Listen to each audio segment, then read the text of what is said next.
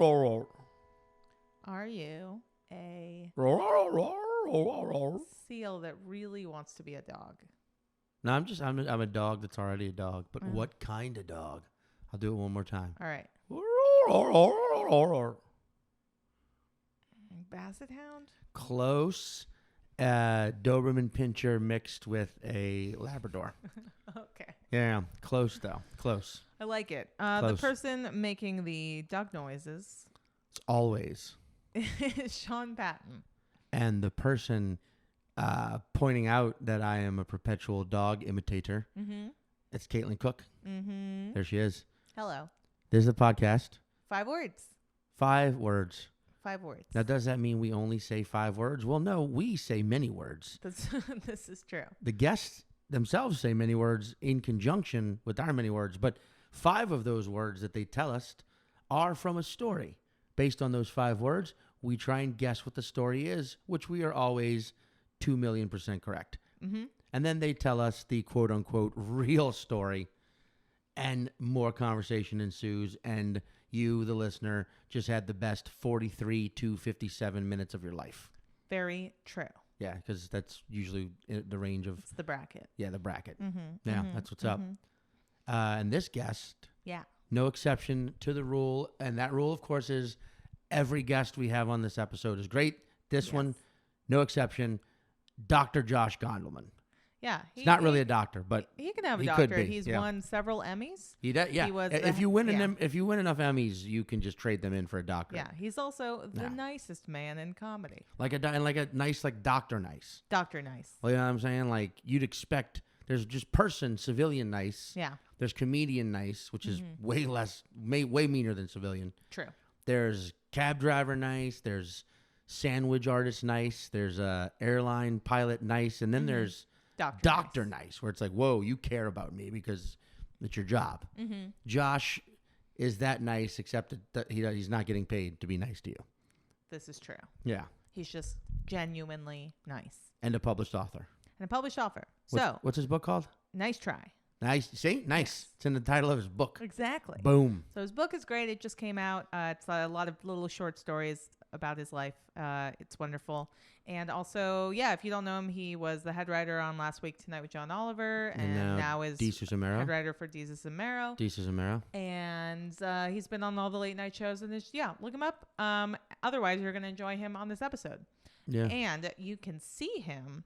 He plugs some of his shows at the end of this episode. But if you go on his website, joshgondelman.com, you can look at all the dates. He's going to be at some shows in Brooklyn and the Lower East Side for most of February. And then he'll be in Boston at Laugh Boston in mid-March. So look him up. Check him out. Sean, where are you going to be this week? Well, I just released, it was last week, I announced my King Scorpio, the tour, part 1. Oh, I know it well. Yeah. So look it up because we got some dates in Colorado coming up, in Carbondale and Fort Collins and Steamboat Springs. And then I've announced the dates up through May, and I'm going to wait another month and then announce the dates for the rest of the year. Hell yeah. So just go to my website, King Scorpio Tour 2020, part 1 has been released. And Caitlin designed the poster. It's wonderful. And part 2 will be released soon. More cities are afoot. You timed that well. I did. Where are you going to be? You know what? I'm just going to continue to plug the only show that I care about, which is, once again, at Feinstein's 54 Below on April 23rd. I'm doing my solo show, Death Wish, as no longer a solo show. It's got a full band. I'm working with a Broadway musical director, and it's going to be big. So you should come to that. And then also you should come to Good God. The next one is really killer. It's got the Lucas Brothers, Christina Hutchinson, Randy the Purple Puppet, Martin Urbano, Allison Leiby, and Jenny Zagrino. I believe it's Randy Feltface. Yeah. Yeah. He goes by Randy Feltface. Yeah. Randy the Purple Puppet. He's got mad aliases, like yes, a rapper. He does. All right. But it's going to be a great show, and you should come to that on the 18th. And remember, April 23rd, that's Caitlin's Death Wish show, where she now has a band of zombies she brought back. It's true. It's on a Thursday. Mm-hmm. So what else are you going to do on a Thursday? Go see my show. There it is. But until then, Enjoy start the by episode. listening to this episode.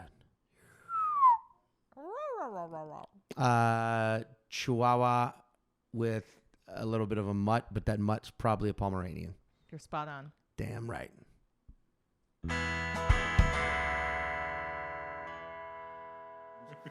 Very loud at all times. It's beautiful. Now, as someone who sings, Yeah. was I in any way in any sort of key? Yeah, you're always in a key. Always. Yeah. It's just depending what key It's is the just- right key. There's no right key, but you want to stay in the same key. Do you know anything about music, Josh? I know a little bit. Okay, yeah. Yeah. Yeah. I feel like that's surprising. It would be, by the way, this is our beautiful, beautiful guest. Yeah, Beautiful man. gorgeous. Wonderful friend. Thank you. It's just sexy comedy. That is how I describe myself. The proprietor of a mental business that pumps out sexy jokes. Yep. You should change your bio to that. I after today, I will. Yeah. Yeah. Just if jokes had abs, these would be I love those. it. See, Anyway, Yeah, Josh Gondelman. Josh Gondelman. We like to bring our guest in right from the get-go. Perfect. We do. I feel like for some reason I feel like you and I have had a lot of discussions about hip hop. Yeah, that sounds A right. lot of discussions because we were both hip hop fans growing up. Yeah. Well, when you were singing Microphone Check, I just was like imagining like a hip hop song, but sung that way. Yeah. Microphone check, 1 2 1 2. Like Yeah. Exactly. Yeah. Like because that was a thing I never loved as much as everyone else. When I felt like the late '90s. I think Richard Cheese was one of the guys. Oh yeah. And then all these bands Richard Cheese? Yeah. Richard Cheese. I love it. He was like a loungy singer. Swinging lounge. Yeah, those like kind of ironic lounge covers Of hip hop songs? Yeah, it kind of Yeah. rubs me the wrong way. Yeah, I'm not into it. I was never truly like I was in Vegas last week and in Old Vegas, Fremont, right? Yep. Which is like the cooler Vegas. It's way more chill. But on weekends they have 3 separate cover bands playing outside. Oh yeah. And it ruins everything because it's not the fun of Fremont Street is like walking up and down that dirty ass street, looking at street performers, going into these like Binions, Yep. and the Four Queens, and all these I remember Binions. cheesiest these casinos that are great because they don't take themselves seriously, but then now there's this fucking ding dong on stage doing his rendition of a Dr. Dre song. Yeah. And you're like, I feel like the older I get, the more it rubs me the wrong way. Not in terms. I don't think it's just like I'm getting old. I think it's just having the perspective of like, oh come on, this was like someone's like visceral art, Yeah. and it like came from a real place for them, and then like the Ben Folds bitches ain't shit. Yeah, I was about to bring that and up. it's just like, come on, man. Yeah. And like in addition to like, it's not cute just because you croon it.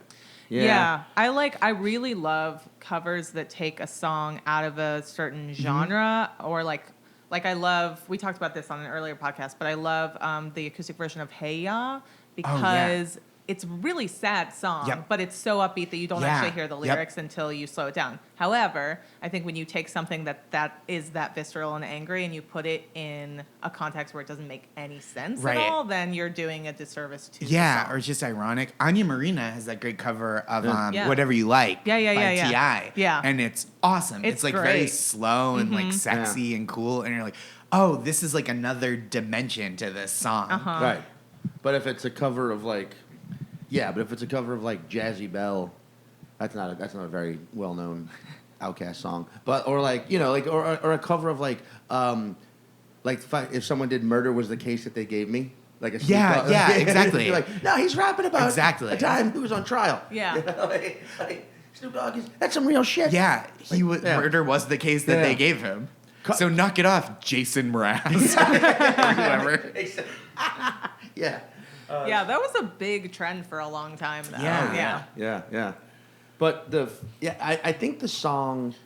Because I say remember, this, by the way, what? as someone that just did an acoustic cover of the Fresh Prince of Bel-Air song, but I think that's appropriate because it's Will Smith. Yes. The pain Will talks about I know. of having to relocate. The dice in the mirror. Yeah. Yeah, I mean it was Philadelphia. Yeah. Born and raised. Yeah. You have to he's say up smell there. you later. Got one little fight. Yeah. Just one. Just one. And his mom kicked him out, threw him Yeah. across, said, And, get the fuck out You know, of here. I don't want to invalidate his pain from that one fight, but I think it's okay. If you watch the footage, Yeah. he seemed to be pretty cool with it by the time he got in the cab. He was doing that kind of Yep. Yeah. head move. Very true. Wearing a matching lime green hat and short suit. Mm-hmm. Also, what's fucking hilarious is if you watch the footage of the actual fight, it's like they were. I don't think they were that mad. I think they were more just like, hey, let's look at this kid. Let's twirl him around on our shoulders. It was Yeah. kind of some horsing around. Yeah.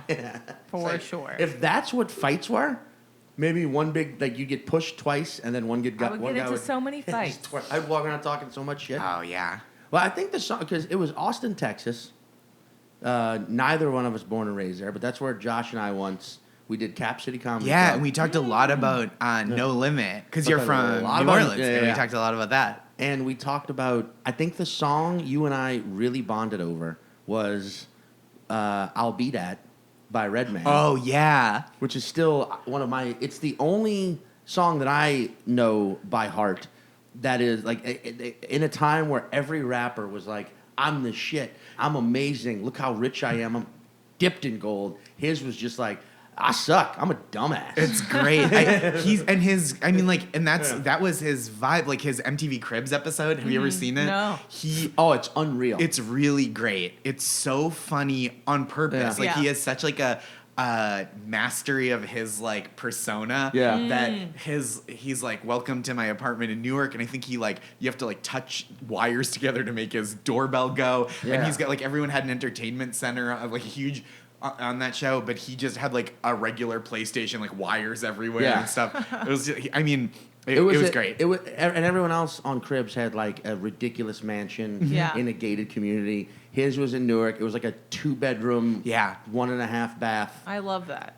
Oh, I love great. that knowing now that, like, I read funny. something about a lot of people, like, rented houses that weren't actually theirs or Oh, used, that's like, so a rich funny. family member. Like, Yeah. everyone was trying to show off as much as possible, and he clearly was like, It was nah. such a whoever was like, we need to do this, whether it was like Redman himself or like the Cribs people, is so brilliant because it's the one.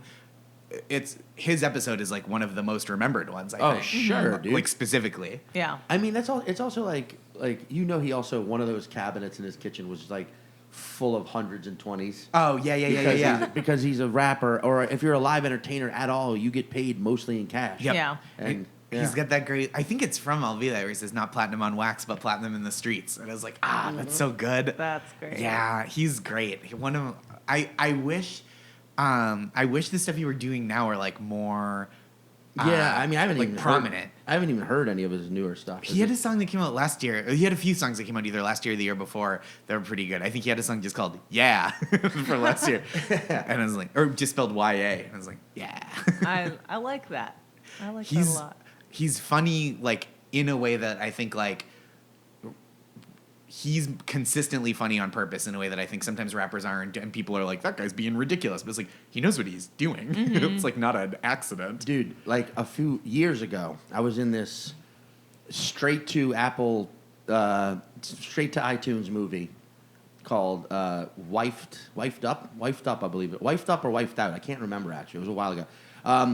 It's a movie about, it's a bachelor party gone crazy in New York. It starred Meta World Peace, Wow. Eve the rapper, Mark Maron, Dan St. Germain, and myself are also in it. How have I never seen this? I've never actually seen it. It was a fun shoot, but the whole time you were doing it, you were like, "This isn't." Oh, and the Fat Jew, of internet plagiarism fame, pre any of that. This was like Right. 2 years before any of that happened. And here's the thing, that guy was actually funny. Like he was like so when all that came out that he was like stealing people's jokes from Twitter or whatever, it was like, oh really? Because I didn't. Why would he need to do that? Right. He was also kind of a diva. He was also like he yelled at the sound guy once. And I was like, why are you yelling at the sound guy? no Because need your to do mic that. pack keeps falling off. But he was an alright guy. But like Eve, I was in every one of my scenes with Eve. Wow. The rapper.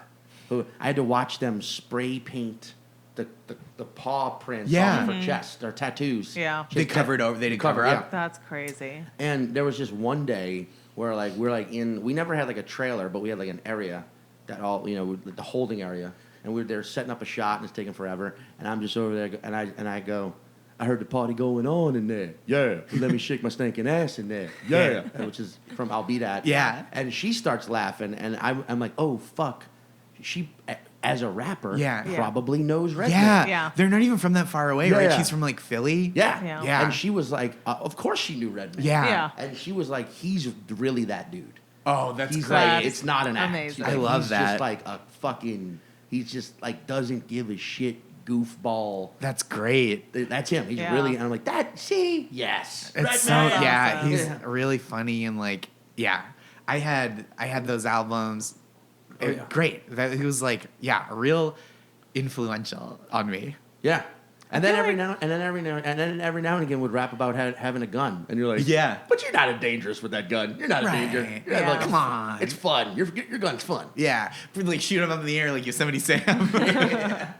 I feel like that whole rap world is very similar to stand-up and comedy because with bands, you're not interacting with each other as much. Right. But like with stand-up, you're in the green room, you're hanging out, and like rap, everyone's featuring on each other's Yeah. things, and they're all part of different groups, and like that community seems very similar to like how tight-knit it is. I bet it is. Yeah. I bet everybody kind of knows each other. Mhm. Sure. Like or everybody's like 2 degrees from everybody else. Yeah. I mean, yeah, and if only, I wish it was a little more so, like, as a comedian, if I could, if I'm doing a show at 8 p.m., if I could go on stage at 10:30. People are so excited.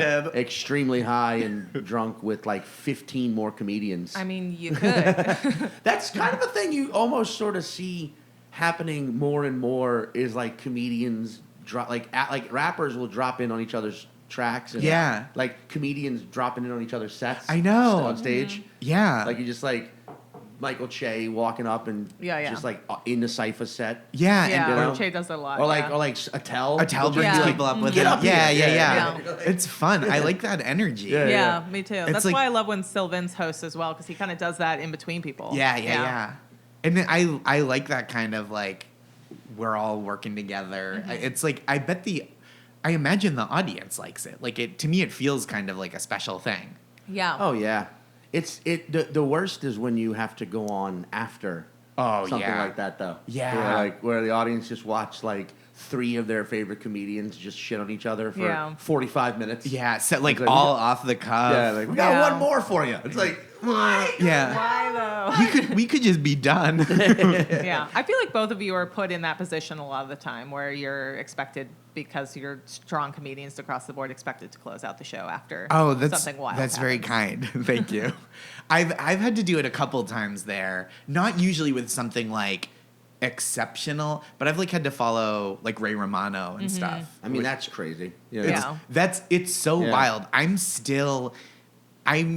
I try to be not like a publicly like aw shucks about too many things. Right. But something like that, I am still like, that is really cool and unexpected. Like I never thought I would be at the Comedy Cellar. Ray Romano drops in, does 15 minutes, and then I go up and don't fully eat it. Yeah. Yeah. Yeah. Like somehow the audience accepts you. Yeah. Yeah. As they just accepted, former syndicated television Yeah. star Yeah. and actor of movies. Yep. Ray Romano. Still good. Still good. Still good. That's the other Still thing funny, about him. yeah. He's not like just cashing like fame checks on stage. No. Like, he's funny and he's still right. The stuff about his kids especially like really Oh, kills yeah. me. I completely agree. I also, I really love that in his specials, it wasn't like pre-announced and he just Yeah. dropped in. It's very Well, I think, and correct me if I'm wrong, but I feel like, isn't Stormy Daniels is doing, I don't know if it's stand-up, but she's doing like public speaking Yeah. now, Yeah. right? Mhm. Because last night, this is news to Caitlin, our friends, the Cajun fact checker, Jeremy John Neese, from Eunice, Louisiana, giving him a shout out, even though he's checked facts via text and I've never read any of them on the show. Keep them coming, bud. I'm gonna. Him and his awesome wife, Laura, who's an author and a professor at Tulane, they interviewed Stormy Daniels last night Oh, for after what? a show in New Orleans. She was Wow. doing like the House of Blues, which is pretty big. Yeah. And they interviewed her, and fucking Jeremy was like, I tried to get her to give y'all a plug, but she didn't have any makeup on. And I was like, damn, thanks, Jeremy. You know, That's so nice. we just throwing this out there. We'd love a plug from Stormy Daniels. Yeah, right? Absolutely. That'd be pretty fucking amazing. Yeah. Absolutely. And don't even have to come be a guest. Yeah. We're not at your level yet, Stormy. Or are we? I bet she has great stories Oh, outside yeah. of the Trump stuff. Even of like course. she just seems like really funny and like pretty relaxed about things. Yeah, she's led a very interesting life and is like pretty open to sharing. Yeah, which I think is that's really cool. exactly it. Yeah. Have you like okay? You spent time in LA, Yeah. and you grew up in LA, Caitlin. Yes. Have either of you ever gone to porn star karaoke night? No. No. It's a thing that exists in LA. It's in the Valley. It's like once a month. All the porn stars go to this one bar. I've never been to the one in LA. They all go to this one bar and do karaoke, and you can just go do karaoke with porn stars. I would say that we should go, but Yeah. I feel like if you're talking about it on this podcast, there's probably a lot of like creepy dudes that come out. I feel like they put because I went to I was gonna go in Vegas I was in Vegas last week. Yeah. I'm just dropping Vegas references. Yeah. But I was there during the AVN. Oh yeah, right. Right. So all these porn stars are in town, and there was like a porn star karaoke event, and we wanted to go, but it was like you can't get in. Yeah. I'm sure. there must be a ton of security, but that sounds fun. It does sound fun, but it's also like because like last year I was in Vegas during the AVNs again, and we actually went to one. It was at the Hard Rock Cafe. My manager, myself, and one of the other comedians, we went to the fucking after party For the AVN. Yeah, awards. and they were just walking around. It was just at the Hard Rock. Yeah. Right. So it probably wasn't the super cool after party, but it was an after party. And you see, it's weird because you see a couple of people where you're like, oh yeah, I know who you are. I know who you are. Yeah. But that's the Yeah. idea, right? Right. Like I feel like it's not where they're not like, I'm in front of my kids, mister. Yeah. Yeah. Like, it's like a porn. Yeah, it's- Exactly. Yeah. But I went and ordered drinks, and the bartender was like, giving me a look, and he's like, I've seen you in some stuff. And I remember. I remember the you telling story? me about this now. And I Yeah, remember yeah. being like, all right, he either A, thinks I'm a porn star, Yeah. Yeah. or has seen me in comedy things. Yeah. I've done some stuff ish. And so I had to kind of like bait him to get it out. I was like, oh man, yeah. What did you see? And he's like, oh, come on, man. And he did that. Yeah. And he goes, oh, come on, man. So Like, that in suggests it's porn, yeah, in right? that way where it's like, oh, you think you've beat off to me. That's so funny. But then right at the last minute, he goes, I mean, and then he says it, he goes, Cummins' story's great. Oh, that's funny. And it's funny because I was like, okay, that's a story I told on All Things Comedy about the mispronunciation of the spice cumin. Yeah. Cumin, And, right? this But- is not happening. Oh, this is not happening. Yeah. Oh, Yeah. yeah, this is not happening. But what's fucking hilarious was also in that context, I was like, but in this context, Cumin. That's Yeah. so funny. Great. also applies. Yeah. What an incredible Yeah. because and it's so weird. Like if someone was like, "Hey, I've seen you in things," Yeah. I always feel very like I would just be like, "Thank you," but like in this specific circumstance, you Yeah. have to ask like, Yeah. "What?" Because you don't want to like milk it if it's just like at a regular like, "What have you seen?" Like, Yeah, "Oh, you're yeah. a fan of me? Name 3 of my albums." And he, I mean, obviously it was a comedy thing, but I at least I think because he said the Cummins story, and I Yeah. laughed and got my drink and walked away. Unless out there is the Cummins story, a fucking porn Yeah, yeah. version. a porn Yeah. version of just like people just coming all Yeah. over each other, and then wonder- telling stories at the campfire. I wonder if there are douchey porn stars that do that, which is like when someone's like, oh, like I know who you are, Yeah. and they're like, name 3 of my scenes. Yeah. Oh yeah. What have you seen? Yeah. Yeah. Yeah. I bet there's somebody. There's gotta Question: be. How do I eat ass? How do I eat it? No, wrong. I do it Not a true backwards. fan. Upside down. Spider-Man style, as in the Spider-Man porn parody where I eat ass upside down. You know that exists. Oh yeah. And you Yeah. know he's not swinging from webs. No. Especially it was more watchable and less dangerous than Spider-Man Turn Off the Dark. But I tell you what, dude, I watched the most recent Spider-Man on the plane Yeah. here, flight back, and it's good. Spider-Man's good. Which one? Far From Home. I haven't seen the new live action ones. I watched Yeah, the animated one. I thought it was great. I heard amazing things. It was about really Yeah. wonderful. So a real fun time. I see. Now there you go. Got to switch it up. Yeah. I got to watch the animated ones. And I watched the live action. There you one. go. See, friendship. cultural sharing. Yeah. Wonderful. Now, Josh, would you mind giving us your story? Sure. It's time, yeah? Yeah. Okay, yeah. But only in 5 words. Great. So here are my 5 words. Okay. In no particular order: Hong Kong, iPhone, trophy, judgment, fraud.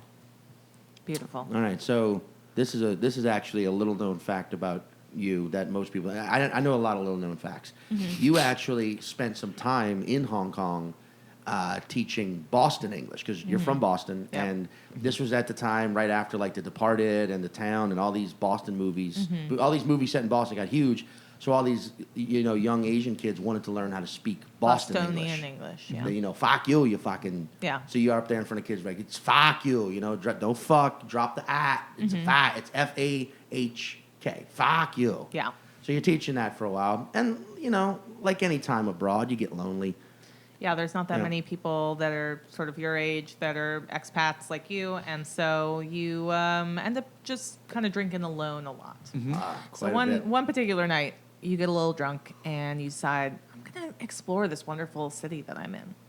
And you end up walking into mainland China. Which is a common, you can do that. Yeah. It's mainland China is pretty close. Yeah. And they have never do they have guards at the border.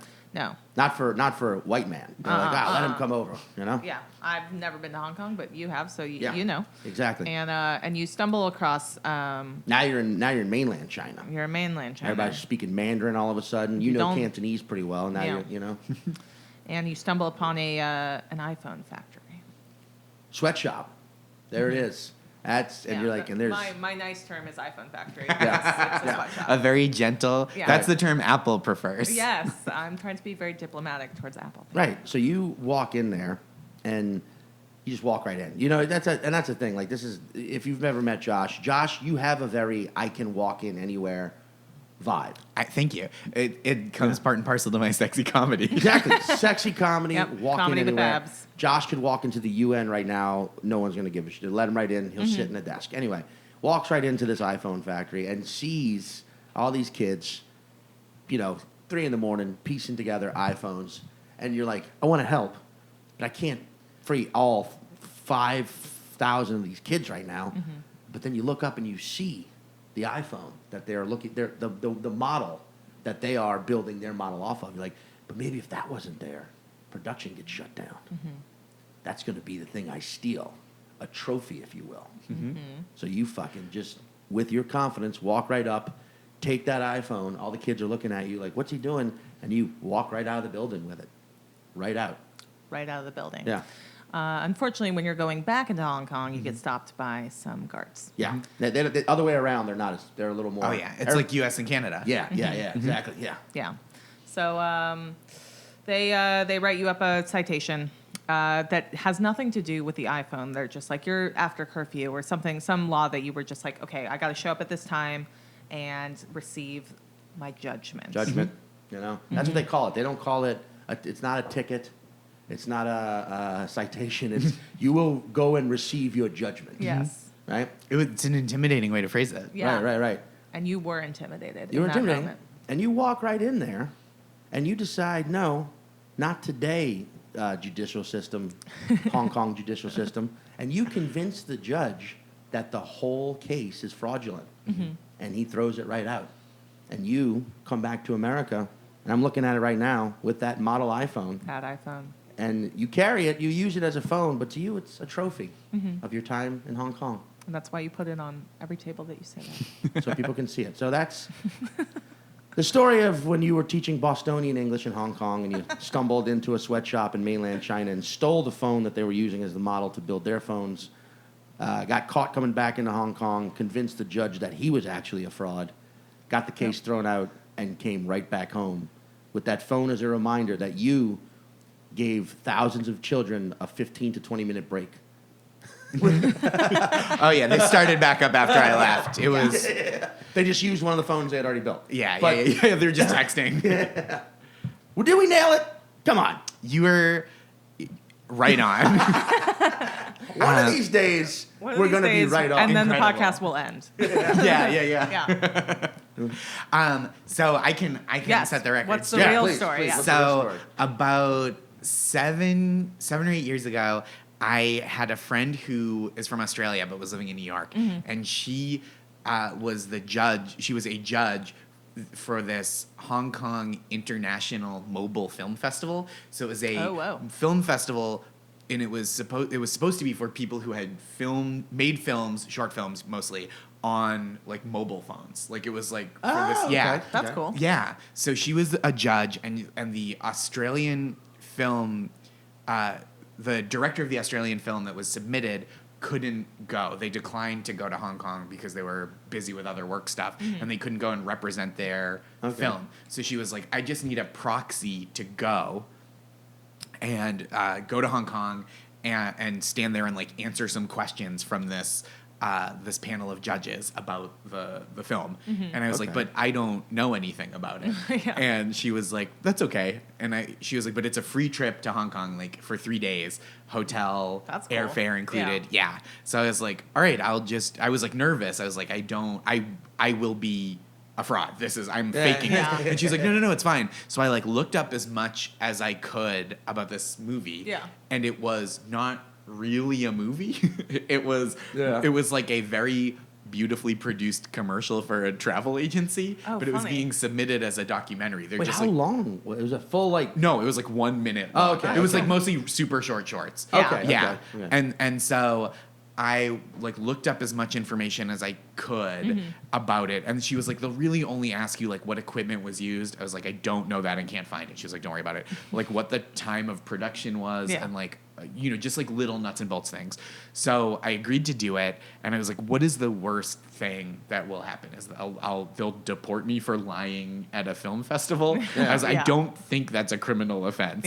And that would actually be kind of a badass. Yeah, it would be pretty cool. That would be like, dude, Josh Gondelman, not only sexy comedy, not only walks in anywhere he wants, deported from Hong Kong for lying at film festival. Yeah, I didn't figure it was going to turn into like some kind of like broke down palace situation where I'm just detained indefinitely. That would be so insane. Wait, how old are you at this point? So 7 years ago? Yeah, late 20s, like 28, 29. Okay, yeah. And I didn't have a lot going on that I couldn't shift. I think I like canceled a feature weekend on the road and was like, this is just worth more. Like it'll be a cool experience. And of course. And it was all bought and paid for trip. Yeah. Okay. So I showed up, and it was all these like actual filmmakers from all over the world, from Taiwan and France and Brazil. And it was like an amazing community of people. They were so cool. Their movies were actual movies, many of them. And some like one dude did this like incredible like iPhone tracking shot on a skateboard that looked. It was like really cool. Really like innovative filmmakers. And I was like, how long do I fake it? And then I was like, you know what? I'm not going to. I was just like, oh yeah, I'm just here like doing this thing, and everyone was like very cool. I was like very worried that the filmmakers were gonna be like, you fraud. And so I told them, and they were like, oh, that's cool, we'll just hang. So we like hung out and drank for a couple days and like just like wandered around the city. But when I had to go in for the judgment of the panel of film festival judges, I was like, okay, they'll ask me these 3 questions, they'll make a judgment, and I'll be done. And they were immediately incredibly like incisive with their questioning, where they were like, this is a commercial for a travel agency. Why do you think this is a documentary? Oh shit. Yeah, just like full like art question. And I couldn't just be like, look, man, I don't give a shit. Like this isn't mine. I'm just here for because travel is art. Yeah. I mean, basically, I was like, well, they went to these places. Like they did this. This is like a document of their travel and their experience and of the filmmaker's experience. And they were like, yeah, but like, so is anything on film. And I was like, point taken. And so it was like this. I was like sweating bullets. I felt they were mad at me for some reason, which they probably were. And eventually, because it was the only documentary, they had to give it an award. But they gave it the silver medal. So I came in second place in a field of 1, which was, I was like, incredible. So I was like, this is hilarious. And they were like, great. But because you are you're representing the only award-winning documentary, you have to speak in front of a panel of film students representing this. So I'm up on stage with like the real filmmakers and, you know, they screened all the films and the students were asking questions and they were like, you know, what was the inspiration for the love story in the French movie? And like, how did you technically achieve this, this kind of film technique in the director from Spain? And then the film students all turn to me and one is like, why is that a documentary? It's just an ad for a travel. So they're like fully turned against me. The whole crowd is like, and I just like told and at this point I was like invested in this thing that was like totally fraudulent. And I'm just like, look, this was a beautiful document of the world and the feelings and the people that live and everyone. Like I gave this like impassioned. You like committed. I really committed, and they were not impressed. And they gave me a trophy that I came back to the United States with, and I was like, this is really funny that I have this. Of course. I love it, but I was like, you know, I should reach out to the real director and tell him. Let them know that they hate your shit. Yeah, not into it. Hey, the people of Hong Kong not impressed by your work. And so I emailed him. I was like, ideally, in a perfect world, he won't write back, and I will just get to keep this huge trophy, and it'll be like a great story, and people will be like, what the hell is that? But I just felt wrong keeping it without reaching out. So I emailed him, and he emailed me back and he was in Australia, and I was like, he's from Australia, so I was like, hey, if you want to pay for the shipping, you know, I tried to make it like as difficult as possible for me to get him back the trophy. Yeah. And I was like, yeah, if you want to pay for shipping, I can figure it out. It'll probably take a couple of weeks. And he was like, oh, cool, man. I'm in New York for work. So just like meet me in Union Square. And I was like, I know. So I went down to Union Square to the office where he was working and I brought it up. And I was just like, oh, hey, I'm Josh. I went to Hong Kong and won this trophy. And I was like ready to tell him the whole story. And he was like, cool, thanks, man. And just like went back to typing. And I was like, God damn it. You don't even know. Yeah. You have a career because of me. I could have been deported in my head. So, and that was the story. I think I used all the words. That is so fucking hilarious that because you almost bullshit. It's like, it sounded like you almost bullshitted your way into like a international film career. Like a director. Yeah, it's so funny. I also would love to know that what they did, like they took the gold medal and didn't give it to a young boy. Yeah. And we're like, go make the next winning documentary, young man. You know what art is. Yeah, because it's clearly more than this. That's fucking funny, dude. So funny. And it was just like a really wild experience. Dude. Because film, okay, so in 2000 and, it was 14 that we shot this thing. Me and a couple people shot this. Brooks Wheelan was in it. He also has a podcast on the network. And also Saturday Night Live was on that.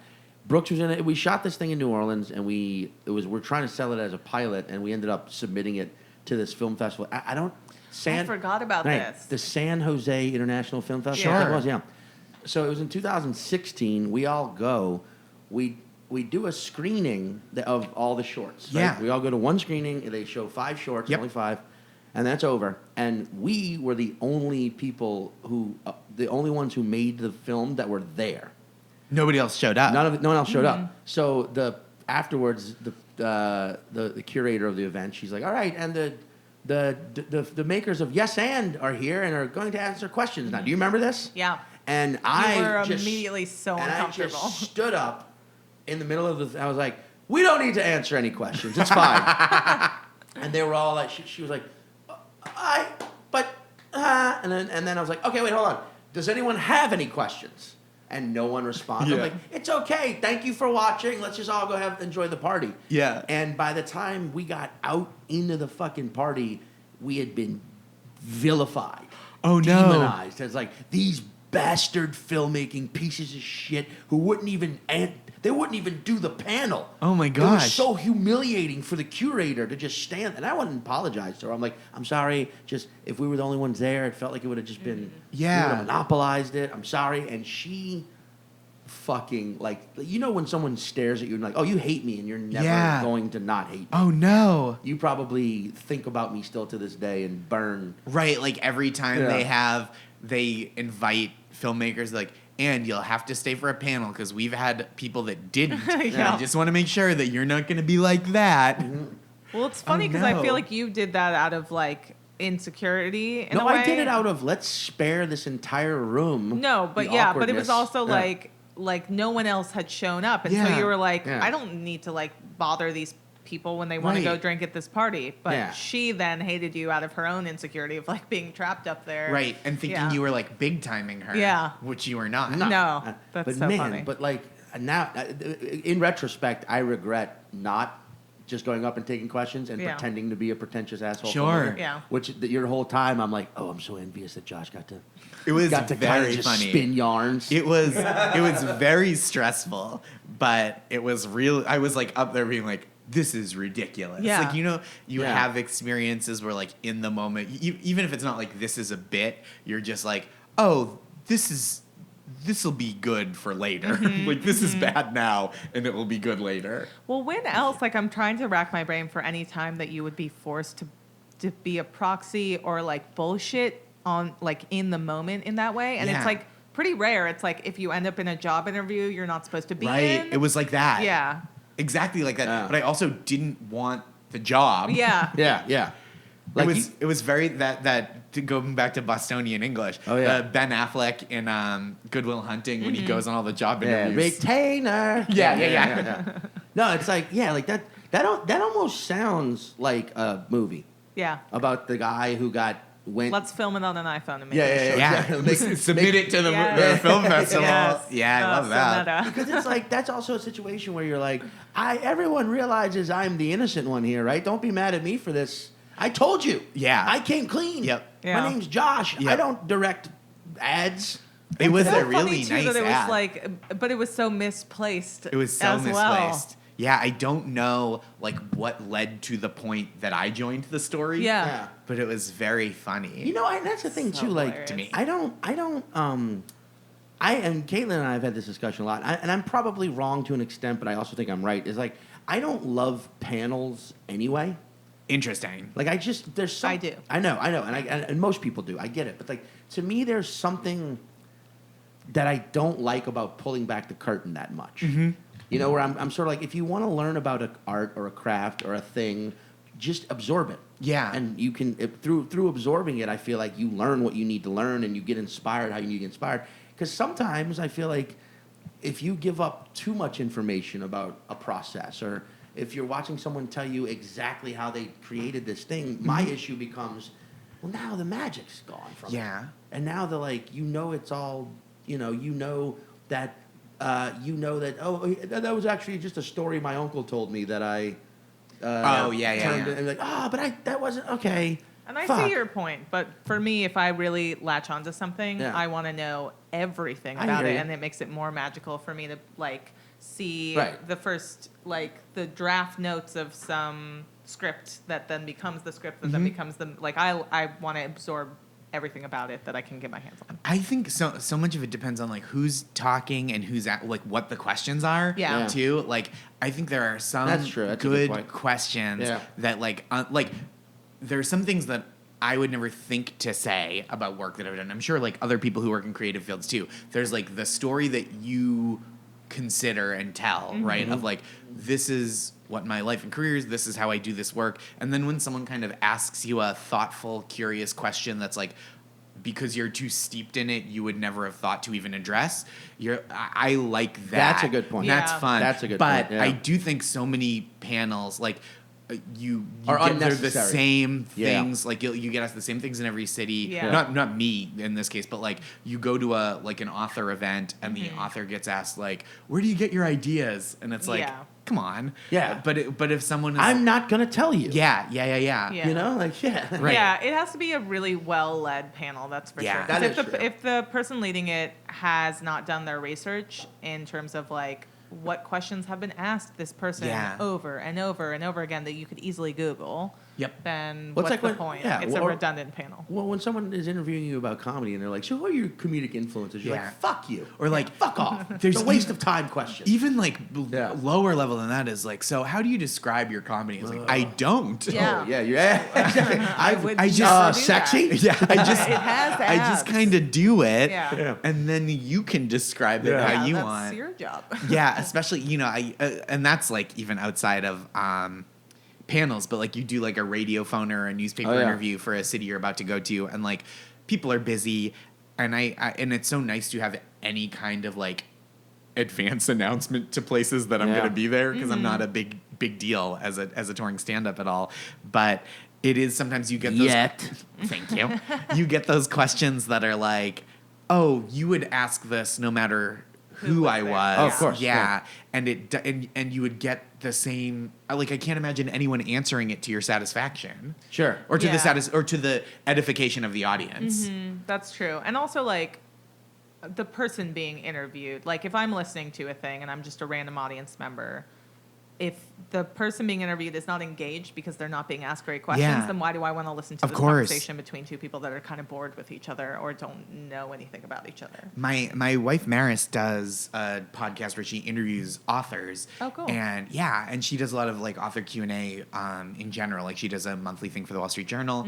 She's What's like the podcast It's called? called The Maris Review. Yeah, plug. Plug. It's great, and it's great, and she's great at it, and she takes so seriously like asking questions that she like reads all the many interviews with the guest before they come on, so she's not asking like the same like, so your book is set in Pennsylvania, how long have you lived in Pennsylvania? Like the same. Yeah. You're Maris. It's funny because I knew she did something in that field. Yeah. It's just funny because the last time I saw your wife was some party you guys were having. And it was at a bar. Yeah. And she was hammer Oh town. no. But no, everyone was hammer town. Oh sure. But I just remember being like, oh, hell, like it was like, I don't, I've only met her a couple times. Yeah. It was like, been there. Yeah. In fact, Oh, gonna yeah. be there in, Yeah. in about an hour. We'll all be there together. But you see, that's funny because like, yeah, you're right. Good questions. I had a dude interviewing me once ask, what is your favorite type of laugh? Oh. And that sent me down like a mental wormhole. I'm Oh, just like, yeah. what is my favorite type of laugh? That's fascinating. That was like the funny. whole interview. I Yeah. was just like, oh, time's up. Yeah, I got to go. Yeah. But thank you. I What just it- had yeah. a lunch meeting where I won't name the comic, but his laugh was described as a laugh of someone who had studied a book about how to laugh, That's really funny. which is Yeah. great. You're like, ha ha ha ha. Yeah, exactly. One of my favorite laughs to hear is a fellow comedian, and he's also been on this podcast, and fellow Bostonian, Meron Kagani. Oh yeah. Because his laugh is yes! Yeah. Like it's a approval. Yeah. Like, ha yes! It's Yeah. huge. It's so His laugh like- is huge. Whoa, I'm alive. Yeah. It's so funny to be in the Olive Tree Cafe, which is above the Comedy Cellar, which is very chill, quiet, comedians hanging out, nice bar, and see people react when someone makes Meron laugh. Oh And yeah. they're not expecting this blast of sass.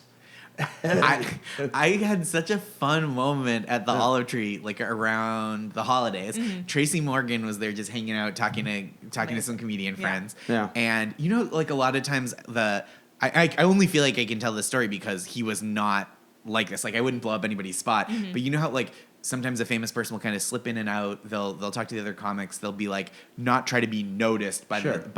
the general public, especially because it's in the restaurant. It's not even in the club itself. Right, right. So they don't want to be bothered, or they want to have like some private time. They're working. Yeah.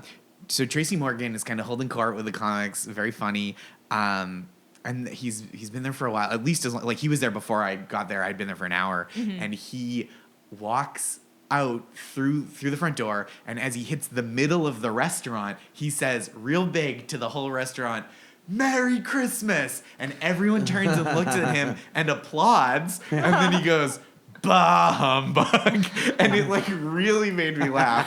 I was like, man. what a like he gave that like Oh, whatever yeah. the 50 people Yeah. in the restaurant, like people are gonna text their friends from Yeah. dinner. It's Yeah. like such a fun, like what a fun way to be famous if you Yeah. have the stomach for Well, that. it's like Oh, yeah. a few years ago on Thanksgiving night, at the Cellar. I was there. Yeah, I was. With Chappelle. Yeah, with Chappelle. Yeah. Chappelle took the audience to a bar. Yeah, or to and like that's a story they'll tell for the rest. I still tell. I still tell that story too. Yeah. I went. This was so. Dave Chappelle went on, lit the host early, right? Like shine the light. It was Seton Smith who was up and had been on for like 5 minutes, and Dave was like, "I'd like to go on, please." And so they bring the host down. I didn't know that part. Yeah. Seton had been up a very short time. Yeah, and I was weirdly, I was booked at both rooms that night. The Underground and the McDougal Street room, and the sets, like, for whatever reason, had been booked like concurrently. So I was nervous, and I was like, "Hey, is there any way I could flip spots with somebody?" And they're like, "Oh, Dave's here. Don't worry about it. Like, you won't. You can just go do the other spot and then come back." So he goes up, and he's like, I'm watching and enjoying myself, and he's just kind of goofing around, and then he keeps saying, he's like, "Who's coming with me? We're gonna have a party. My family's staying at a hotel. Who's no phones. Let's not make records. We're making memories tonight," which is like the coolest thing I've ever heard anyone say. Yep. Yeah. And so he's like been on for probably half an hour, and I have to go do my other spot, and I go and I come back and I say, I'm upstairs at the restaurant. I go, "Is Chappelle still on?" And they go, "No, he left with the audience." Yeah. And I was like, "What?" It was like such a wild He took thing. them. Yeah. Took the audience. Yeah. He said, "This is the meanest thing I've ever done to the Comedy Cellar. Everybody pay your checks, and we're gonna go." 125 people. Because I was around the corner at the Village Underground. Yeah. And I got off stage. Right. Yeah. And it was like, oh, Chappelle's around the corner. I'm like, oh, I'll go watch Dave. Yeah. My spot's not till midnight. Yeah. And I walked around, and as I was walking up, all these people were leaving. And I was like, the show's over already? And Val, the manager, was just... Dave just took the audience. Yeah. But my favorite part of that story is a week later when Dave walked in again, and Val goes up to Chappelle and goes, "Dave, I got to ask you, please don't leave with the audience this time." and he was like, oh yeah, okay, yeah, I won't. Like he forgot. Like it was like just like a day in the life of Dave Chappelle. And that's the story. Everyone else involved in that story is like, well, this is my best story. The biggest thing of 2016. Yeah. And he's like, oh yeah, I did do that. Yeah. Oh, that's so funny. I forgot that you were at the Underground. Yeah. I remember that because we had to leave Long Island early because he had a spot. I did the same thing with New Jersey because what I used to do is I would have Thanksgiving dinner with my wife's family in New Jersey, and then I would come home to Brooklyn, so that I could go to Boston the next day to see my family and I did like Thanksgiving weekend at Laugh Boston there, and so I was like, well, if I'm gonna be home in Brooklyn by 10, why not put in a Vails? So and so I was at the Cellar just like because of that, because I was coming home to go to Boston the next day, and it was just like such a weird thing. And like a really, like, I think Dave Chappelle, like for and I feel like as a caveat, I should say there's like a lot of his newer material and the newer specials that like I kind of like cringe a little bit at. Yeah. But like he has a real sense in these moments of like making the night special for people and like creating these like that Dave Chappelle's Block Party film is like the highest expression of that, but I think he's very it seems like from the outside that is something he's interested in as an artist. I agree, because even with the newest special, which I agree with you, but it starts, there's no like, please welcome Dave Chappelle. It starts and he's in the middle of a sentence almost. Love and it. it's like, you're in this moment. Yeah.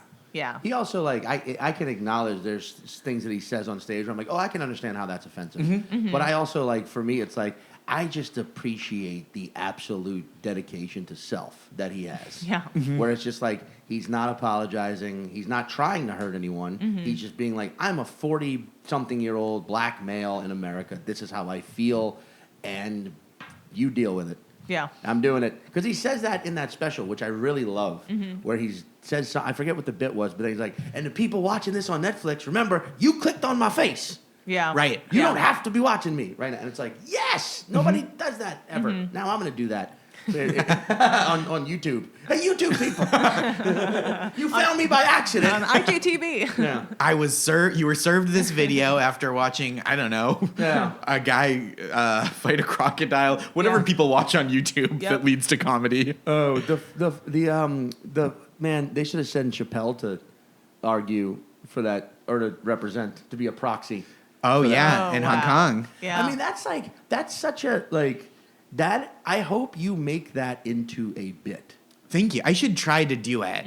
I've like, I wrote it as a chapter for my book, but it ended up getting cut because it's kind of this like shaggy dog story that doesn't like, I didn't learn anything. Right, You know what I mean? It's just like a fun story to tell, but I should do something with it. What is your Yeah. book called? Nice Nice try. try. Thank Ni- you. Yeah. Stories of best intentions and mixed results is the subtitle. See, published author. That's badass. Thank Yeah. you. That's like Yeah. that's something. Whenever someone has a book, I'm like, that's so goddamn rad. Oh, Yeah. thank you. Yeah. That's very kind.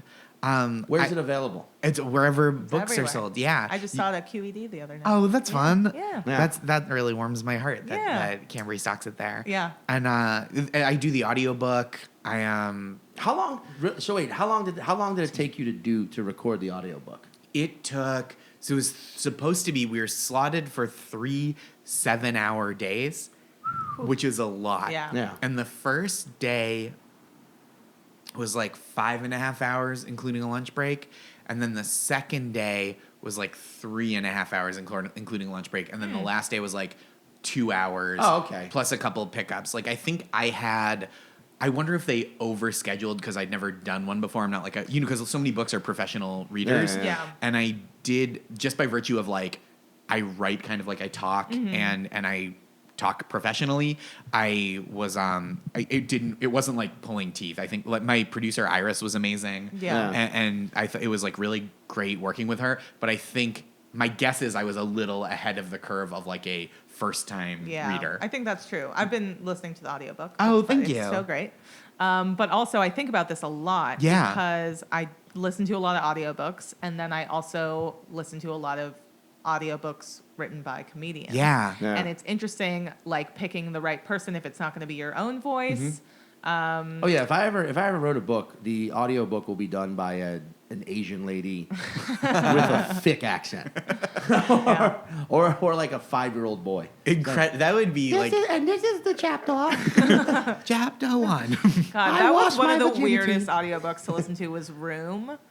I listened to. Did you guys read that book? No, I know the book. Yeah. Yeah. But it had to be done by obviously an adult pretending to be a child. 'Cause it's Oh, told through that point of view. yeah. So that was very odd because That's it's like very a strange. really skewed Were they doing a voice. little kid voice? That's very Yeah, strange. just get Yeah. a little kid. Someone told me that They're everywhere. Just grab one up. someone told Oh, me don't. that Ronan Farrow's book, this I think was like kind of going around a little bit. He took dialect lessons so that he could do like the accents of the Ukrainian Oh, interesting. individuals involved in the story. Yeah. So Ah. like he was like, okay. And then as I reported this, a man came up to me and he said, "Mr. Farrow." Like he just goes Yeah. into these That's heavy so accents, crazy. which is so funny to me. Yeah. I respect that. Also, Yeah. I do want to clarify for real that I was doing 5-year-old boy, not old Asian lady. And I'm not like, here's my new podcast bit. Old Asian lady voice. Yeah. Yeah. it's- Your old Asian lady sounds a lot like a kid named Mitch. Yeah. Yeah. Hi, I'm from Macau. Like just very like Yeah. I think he's trying to be racist, but he's not pulling it But off. he's being adorable. It's adorable. Yeah, and when you're a published author, you can rock as many cardigans Yeah. as Yeah. Josh Gondelman does. I do. I wear a lot of cardigans. You crush the cardigan game. Thank you. And it makes even more sense now that you have a book. It you're an is author. very, yeah. I No. do feel like some people, I've been teased recently, but I do when I'm going, like when I'm doing club spots in the city or even headlining, like I don't always, I don't always dress the same. Yeah. But like if I'm going to a thing where I'm doing a storytelling show tonight on Long Island, and like I wore a cardigan because I was like, I don't want to have to explain that I'm the kind of person that wears cardigans. Yeah. So I was like, I'll just wear it, and then people will see me and be like, I get it. Like I had a track jacket on that I like a lot and wear on stage, but I was like, I don't want people to think that I think I'm cool right now. Yeah. No, your cardigan. Like you should, if you ever get to a point where your book bestsellers list, they're doing a Netflix series based on it. You know, you got your own talk show. When you pop off and you're like, hey, I got all this extra money. Josh's cardigans. Oh yeah, just a Gondelman. line of Gondelman's cardigans. No, I like that. Gondelman. Fondleman's No. because I they feel fondle like- you. I feel like the connotations there it's a tough sell. What? So wait, where you're doing start? Where are? Because this will probably come out next week. It will come out on Tuesday. So yeah, Oh, cool. so Tuesday. So what are you got anything coming up? Want to? I'm back in Boston at Laugh Boston in May, and I'm doing the Fun club. That's a fun club. I really like Yeah, it. yeah, I yeah. love going home and doing shows too. Yeah, that's awesome. I'm at the Bird City Comedy Festival in Phoenix. Oh, sorry, both in March. I said May, I think. I'm at Laugh Boston in March, Right. which I love. I'm at the Bird City Comedy Festival in Phoenix in March, and please buy my book. And Desus Mero is back on TV, so that's what I'm excited for. When this comes out, the season 2 will have started. Oh yeah, Awesome. that's Yeah. a massive Yeah. thing we didn't mention. That's at all. okay. Yeah. Josh, a writer for Desus Mero. Yeah. It's Which so is fun. pretty awesome, yeah. They're the best. I'm like really excited for this new season. We have the stuff we've been shooting over the last few weeks since we've been back in the office. I'm like really excited for people to see. That's Yeah. awesome. I think it's gonna be so fun, and they're just like the funniest people. It's Oh, yeah. ridiculous. My buddy Darius, who's like my homie, he's been a fan of them since the Bodega Boy days. Yeah. So it's huge that you're in the apartment right now as someone who works with those guys. I So, appreciate that. Thank yeah, you. it's awesome. It's awesome. And it's funny because you wrote for John Oliver. I did. and then jumped over to Desus To Mero. Desus Mero, yeah. Desus You Mero. won an Emmy for John Oliver, right? I did. I won some Emmys. That's very exciting. Thank you. Gee, I would love if you had like a Emmy-winning shelf. published author cardigan. Yeah, but I would love if you had a shelf of the Emmys plus that old trophy from. Oh, the yeah, right. That would be so perfect. So great. It would be so good. Yeah. I like really regret losing this trophy. I shouldn't have given it back. No. I was just young and naive and was like, the right thing to do is to find this guy. Yeah. But I was like, why? I went to Hong Kong. I carried it back in my And then he duffel didn't even bag. care. He was just He like, didn't even thanks. care. Yeah. I wonder if he has and it. if you're listening to this now and you were at that film festival giving Josh Yeah, find shit, the gold trophy. Yeah. giving him shit about the film that he had nothing to do with, Yep. the Yeah. ad. Know that he has 2 Emmys. Yeah. Ha! And a published author and a sweet cardigan Thank you. and a dog, a very cute pug. Oh, Yeah. she's so cute. And so his good. jokes have abs. And his jokes My jokes have abs. That's the most important thing. Yeah. But wait, joshgondelman.com. JoshGondelman.com and then at Josh Gondelman on Twitter and Instagram. Follow. And Do wait, it. do you still do the thing on Twitter, the modern Seinfeld? No, No? I mean, it's still there, but we gave it up a few years ago. It just felt like it didn't seem Hey, like it- relevant to keep doing. Right. Yeah, it did run It its was course. fucking funny. Though. Thank you. Yeah, yeah. I appreciate that. We Yeah. just felt like the project was over, even Yeah. though Twitter lasts forever. Yeah. Yeah. Go get up on Josh online. See the man live. It is seriously like so goddamn funny and Thank so you. friendly. And his jokes do have abs and ass and They're thick. They're thick like jokes. his jokes got lats. You know what I'm saying? Yeah. I I cross train. Yeah, Yeah. the jokes cross train. Yeah. His jokes do Muay Thai. It's impressive. His jokes can lift a lot of weird random objects on the Yeah. sidewalk. It Yeah. is. Yeah. And get the book. Check out Josh. He's Yeah. he's the best. And also, what's Maris's podcast called? The Maris Review. Go listen to some interviews with some other authors. Yeah. Does she interview you? She did. There you go. Yeah. Go I listen to went on. that. All right. It was very fun. Thank you, Josh. Thank Thank you. you. This is Redmond's I'll Be That, but covered like a singer-songwriter would. My middle name must be fuck you, 'cause every time I walk by, be like fuck you. I'll be that, I'll be that, I'll be that, I'll be that. My first name must be he ain't shit, 'cause every time I'm in a car, it just be like he ain't shit. I'll be that,